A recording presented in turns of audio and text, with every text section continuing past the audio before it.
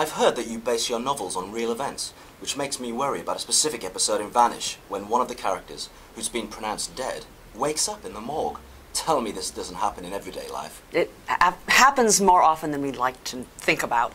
Vanish was inspired by a true story. It was an article in the newspaper about a young woman who was found dead in a bathtub. There were empty pill bottles by her side, so the police assumed it was a drug overdose and they didn't need to investigate.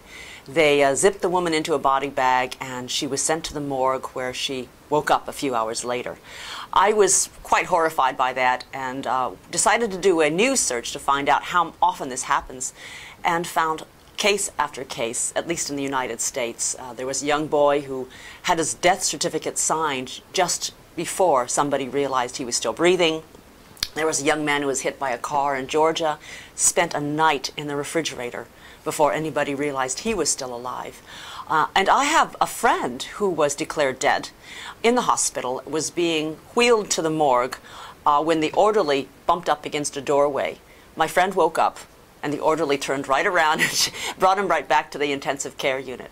As a doctor, I can understand how this happens. When a patient has just died, it's usually the nurses who tell us, and the nurses have decided already this person is gone. So we show up in the room, and very often there are grieving family members.